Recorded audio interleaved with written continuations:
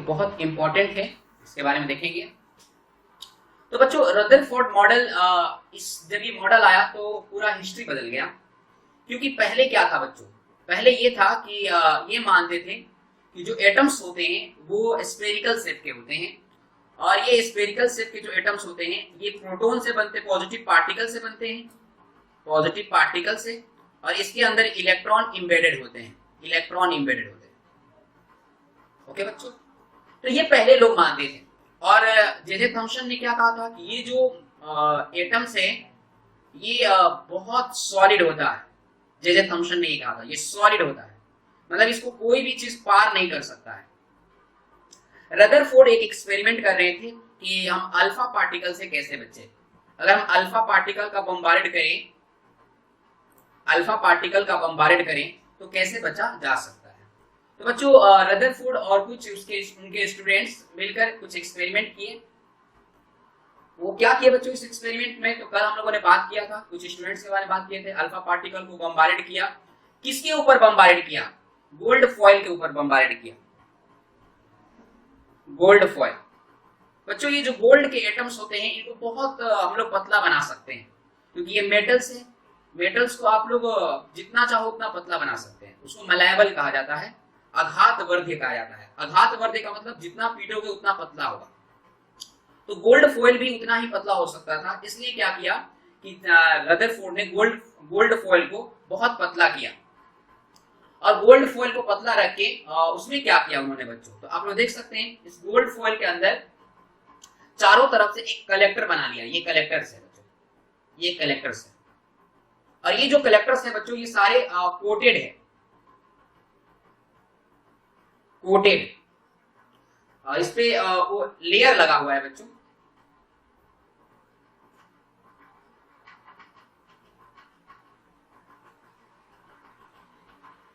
Layer लगा है। किसका लगा है, तो जिंक सल्फाइड का। जिंक सल्फाइड का इसलिए हम लोग कोटेड करते हैं कि यहाँ पर कोई भी रे टकराएगी तो स्पार्किंग करेगी, और स्पार्किंग करने से हमें मालूम चल जाएगा कि यहाँ पर क्या हो रहा है बच्चों, यहाँ पर कोई रे आ रही है, ये मालूम चल जाएगा। तो बच्चों यहाँ पर जिंक सल्फाइड किस लिए काम में आ रहा है, जिंक सल्फाइड कलेक्टर के रूप में काम में आ रहा है, कलेक्ट कर रहा है। किसको कलेक्ट कर रहा है बच्चों, कलेक्टर अल्फा रे।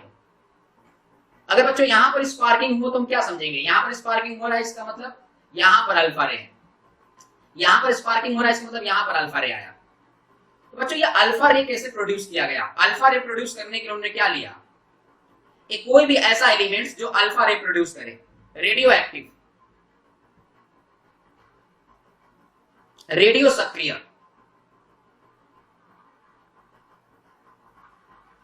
इसको रखा बच्चों उन्होंने, और इसको डायरेक्शन देने के लिए कि मतलब ये क्योंकि रे है, ये रे तो हर एक डायरेक्शन में जा सकता है ना। मान लीजिए यहां पर मैंने रख दिया एलिमेंट्स, सपोज हमने रख दिया एलिमेंट्स यहां पर, और बच्चों इससे जो रे निकलेगा वो तो हर एक डायरेक्शन में निकलेगा, इधर भी निकलेगा, यहां भी जाएगा, यहां भी जाएगा, यहां भी जाएगा, यहां भी जाएगा, यहां भी जाएगा। तो बच्चों इस रे को हमें डायरेक्शन देना है, तो डायरेक्शन कैसे करेंगे हम लोग, तो डायरेक्शन देने के लिए क्या करेंगे हम लोग, एक लेड का ब्लॉक लिया उन्होंने, पीवी ब्लॉक। बच्चों ये जो पीवी होता है इसके 10 mm पीवी, कम से कम 10 mm होना चाहिए। 10 mm पीवी से कभी भी अल्फा रे बाहर नहीं निकल सकती है, अल्फा रे बाहर नहीं निकल सकती है। तो क्या होगा बच्चों, अब ये जो हमने यहाँ पर रख दिया है एलिमेंट्स, अब इस एलिमेंट्स के इधर अल्फा बाहर नहीं जा सकता है, इधर बाहर नहीं जा सकता है, इधर बाहर नहीं जा सकता है, इधर कोई भी अल्फा रे बाहर नहीं जाएगा, लेकिन इस तरफ बच्चों अल्फा रे जा सकता है,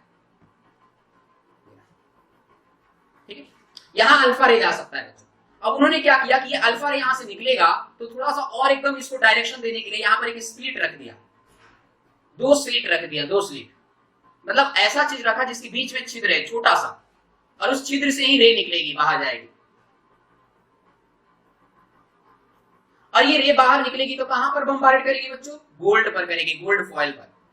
तो गोल्ड फॉइल पर बम्बार्ड करने के बाद क्या होना चाहिए, एक्सपेक्टेशन क्या था उनका, अनुमान क्या था, रदरफोर्ड का ये अनुमान था कि जितने अल्फा पार्टिकल है वो सभी गोल्ड फॉइल पर जाने के बाद रिपल्सन हो जाए, वापस अपने डायरेक्शन में आ जाए। मतलब उनका ये था बच्चों, उनका मानना ये था कि सारे रे ऐसे आए, यहां टकरा जाए, यहां टकरा जाए, यहां टकरा जाए, ऐसे हो जाए, ऐसे हो जाए, ऐसे हो जाए, उनका मानना ये था।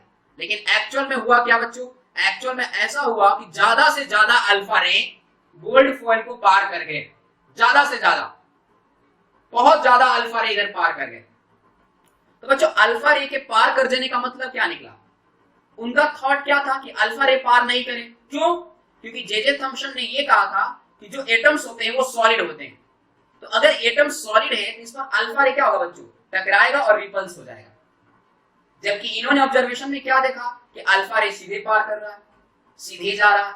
इसका मतलब उन्होंने निकाल लिया जो अनडिफ्लेक्टेड हो गए, कुछ जो है बच्चों वो थोड़ा सा स्मॉल एंगल पर, बहुत छोटा सा एंगल 10 डिग्री ऐसा समझिए, बहुत छोटा, उससे भी छोटा, और बहुत कम 1 पार्टिकल्स आउट ऑफ 20,000 लिखा है, 1 लाख भी समझ सकते हैं, 20,000 इसमें से 180 नियरली 180 लिखा है बच्चों, लेकिन 180 पर नहीं होता है, ध्यान रखना, लिखा है लेकिन 180 पर होता नहीं, इससे कम ही होते हैं। इस पर क्या होता है बच्चों? डिफ्लेक्ट हो जाता है।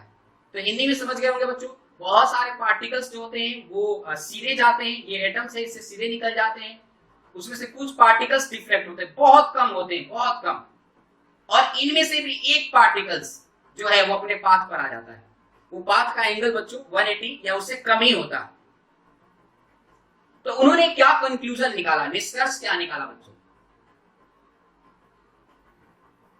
निष्कर्ष क्या निकाला? पहला क्या था कंक्लूजन? पहला था कि जो परमाणु होते हैं, परमाणु में बहुत रिक्तिकाएं हैं, बहुत ज्यादा रिक्तिकाएं हैं, जो किसके लिए ड्रॉबैक हो गया बच्चों? जो जे थॉम्सन मॉडल का क्या हो गया बच्चों? ड्रॉबैक हो गया, ड्रॉबैक हो गया। क्यों? क्योंकि जे थॉम्सन ने बोला कि सॉलिड होते हैं, और इन्होंने ऑब्जर्वेशन किया कि बहुत सारे वैकेंट होते हैं, बहुत सारा स्पेस होता है। फिर उन्होंने ये ऑब्जर्वेशन किया कि थोड़ा सा डिफ्लेक्शन होता है, थोड़ा सा, लेकिन क्यों थोड़ा सा होता है? यहां से अल्फा पार्टिकल थोड़ा सा डिफ्लेक्ट क्यों हो जाते हैं? इसके पीछे रीजन क्या है कि अल्फा पार्टिकल्स पर चार्ज कैसा होता है बच्चों? अल्फा पार्टिकल पर चार्ज कैसा होता है?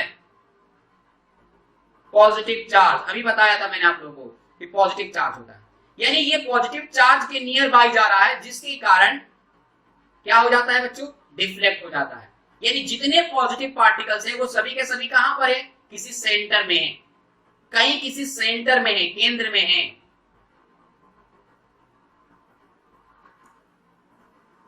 ठीक है बच्चों, और इसी का नाम उन्होंने क्या रखा बच्चों? इस सेंटर का ही नाम उन्होंने रखा, रदरफोर्ड ने इस सेंटर का नाम क्या रखा?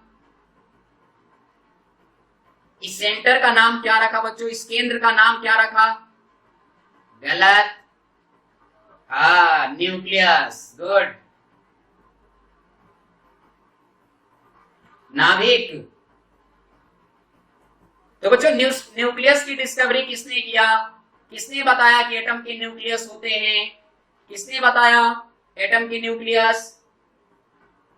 बहुत बढ़िया, गुड। अगर न्यूक्लियस बताया तो इसकी साइज क्या होगी? सब लोग क्वेश्चन तो पूछेंगे ही कि इसकी साइज क्या होगी, आप बताइए मुझे। तो उन्होंने इसकी साइज कितना बताया था बच्चों? न्यूक्लियस की साइज कितनी होती है? 10⁻⁻15 मीटर। समझ में आया बच्चों? तो ये साइज न्यूक्लियस की होती है, नाभिक की होती है 10⁻⁻15 मीटर। और एटम्स के कितने होते हैं बच्चों? एटम्स के साइज कितने होते हैं? एटम के साइज, ये ध्यान रखना है बच्चों, पूछा जाता है एटम्स के साइज और न्यूक्लियस के साइज। तो बच्चों इनको थोड़ा एक बार रिलेशन कीजिए, आप लोग एक बार रिलेशन कीजिए कि ये है न्यूक्लियस की साइज और ये एटम की साइज होती है 10⁻10। तो न्यूक्लियस से कितना बड़ा है एटम? एक बार थोड़ा समझिए आप लोग, न्यूक्लियस से कितना बड़ा है एटम? तो बच्चों अगर हम इसको कंपैरिजन करेंगे तो कितना आएगा बच्चों? गलत आया बेटा, ये 10⁻5 लिखा है, किसी ने 5 टाइम्स लिखा है, वो गलत है। Jaswant Singh exactly right, perfect बोला है बच्चे ने, 1 लाख टाइम। अगर सपोज बच्चों न्यूक्लियस की रेडियस सपोज मान लीजिए कि 1 मीटर है, मान लीजिए, आप उतना होता नहीं है लेकिन मान लीजिए कि न्यूक्लियस की रेडियस जो होती है वो 1 मीटर होती है, तो बच्चों एटम की रेडियस कितना होगी? उससे 1 लाख टाइम ज्यादा, मतलब 1 लाख मीटर। तो सोच सकते हो आप लोग कि एटम्स के कंपैरिजन में न्यूक्लियस की साइज कितनी छोटी होती है। जैसे आप लोग समझिए कि जिस रूम में है उस रूम को मान लीजिए एटम्स मान लीजिए, तो एक थोड़ा सा पॉइंट दे दीजिए कहीं पर, छोटा सा पॉइंट, या थोड़ा सा बड़ा चीज कुछ रख दीजिए, कुछ भी छोटा सा, जैसे हमने रख दिया कोई मटर का सीड्स रख दिया हमने, एक छोटी सी कोई दाल का रख दिया, वो समझिए कि ये क्या है, न्यूक्लियस है, और बाकी सब क्या है बच्चों, एटम्स है। इतने वैकेंट्स होते हैं, ये बताया किसने बच्चों, रदरफोर्ड ने बताया। और क्या बताया बच्चों, उन्होंने बताया कि इसमें से 20,000 में से अप्रोक्स एक ही अल्फा पार्टिकल्स वापस लौटता है, एक ही लौटता है। ऐसा क्यों, क्यों एक ही लौट पाता है, क्योंकि सारे प्रोटॉन्स एक ही जगह पर हैं, एक ही जगह पर, और सभी मास भी एक ही जगह पर। तो फिर उन्होंने बताया कि जो एटम की मास होती है वो टोटल मास 99.9% केवल न्यूक्लियस के पास होता है। एटम की जो भी मास होती है, जो भी भार होता है एटम का, वो सारा भार किसके पास है बच्चों, न्यूक्लियस के पास है, नाभिक के पास है। अगर नाभिक निकाल दिया जाए तो एटम का कोई वेट नहीं है, सपोज मान लीजिए नेग्लिजिबल वेट है, तो एटम्स के जितने वेट होते हैं वो सभी के सभी कहां पर होते हैं, न्यूक्लियस में होते हैं। तो बच्चों बताओ मुझे कि न्यूट्रॉन का वेट कैसा होता है, प्रोटॉन के इक्वल होता है, तो न्यूट्रॉन कहां पर होगा, जब सारा वेट न्यूक्लियस में ही होगा तो न्यूट्रॉन कहां पर होगा बच्चों, जिसका वेट प्रोटॉन के जैसा होता है वो भी न्यूक्लियस में ही होगा, होगा कि नहीं, गुड, बहुत है। यानी न्यूक्लियस के अंदर कितने पार्टिकल्स होते हैं बच्चों, 2 पार्टिकल्स होते हैं। कौन कौन से 2 पार्टिकल्स होते हैं बच्चों, एक कौन सा होता है,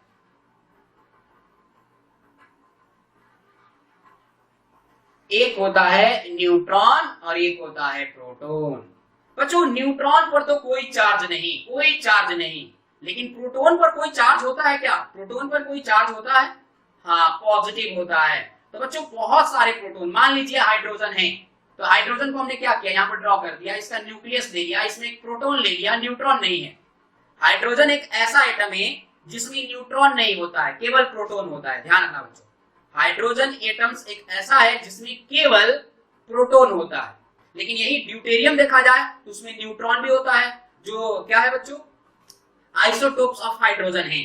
यही ट्राइटियम देखा जाए तो इसमें भी बच्चों न्यूट्रॉन्स होते हैं, प्रोटॉन भी होते हैं, लेकिन केवल हाइड्रोजन, हाइड्रोजन ही ऐसा एलिमेंट्स है, समझिए ऐसा एटम है, एटम बोलिए, एलिमेंट्स नहीं बोल सकते हैं, एलिमेंट्स के अंदर तो तीनों आ जाएंगे, ड्यूटेरियम भी आ जाएंगे, ट्राइटियम भी आ जाएंगे।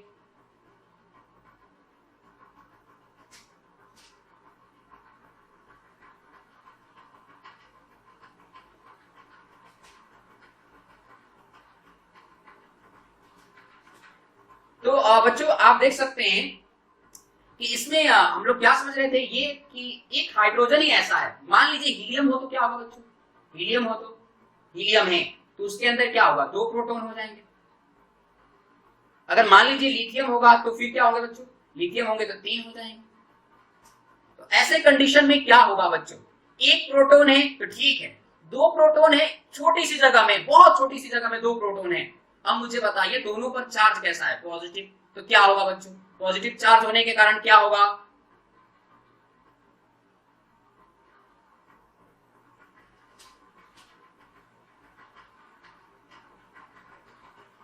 लेकिन क्या बच्चों ऐसा पाया जाता है, क्या सच में रियल में ऐसा होता है, क्या रियल में सच में प्रोटॉन्स में रिपल्सन होता है, सच में रियल में? अगर प्रोटॉन में रिपल्सन होता तो रदरफोर्ड का मॉडल क्या हो जाता, गलत हो जाता, और ये मॉडल किसके जैसा हो जाता, ये मॉडल हो जाता जे थॉम्सन की तरह। मान लीजिए ये प्रोटॉन है, इसमें रिपल्सन होता, इसमें रिपल्सन होता तो क्या होता बच्चों, एक दूसरे को रिपल्स करते हैं तो प्रोटॉन फैल जाता, और प्रोटॉन फैल जाता और इलेक्ट्रॉन पहले से फैला हुआ है, तो ये मॉडल कैसा हो जाता, ये मॉडल कैसा हो जाता बच्चों, ये मॉडल जे थॉम्सन के जैसा हो जाता। यानी इसमें रिपल्सन नहीं होता है। तो ऐसा क्यों नहीं होता है, बहुत सारे टाइप के होते हैं। एक होता है बच्चों इलेक्ट्रोस्टैटिक फोर्स, इसमें इलेक्ट्रोस्टैटिक फोर्स नहीं लगता है, बस ये ध्यान रखना है, इसमें इलेक्ट्रोस्टैटिक फोर्स नहीं लगता है। इलेक्ट्रोस्टैटिक फोर्स कहता है स्थिर वैद्युत बल कहता है। ध्यान रखना बच्चों, बहुत सारे फोर्स हैं, आप लोग पढ़े होंगे फिजिक्स में, उसमें एक फोर्स होता है इलेक्ट्रोस्टैटिक फोर्स,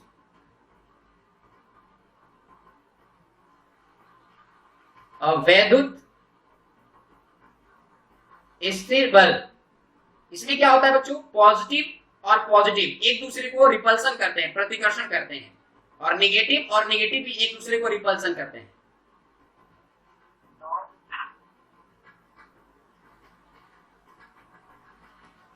लेकिन पॉजिटिव और नेगेटिव क्या करते हैं बच्चों, पॉजिटिव और नेगेटिव एक दूसरे को अट्रैक्ट करते हैं। तो ये जो फोर्स होता है बच्चों, इस फोर्स को क्या कहते हैं, इस फोर्स को कहा जाता है इलेक्ट्रोस्टैटिक फोर्स। ठीक है बच्चों, लेकिन इसमें ये इलेक्ट्रोस्टैटिक फोर्स लगता ही नहीं है, इसमें तो ये फोर्स अप्लाई ही नहीं होता है। जब ये फोर्स ही अप्लाई नहीं होता तो इसकी बात ही नहीं कर सकते हैं आप लोग। इसमें जो फोर्स अप्लाई होता है उसे बोलते हैं स्ट्रॉन्ग न्यूक्लियर फोर्स।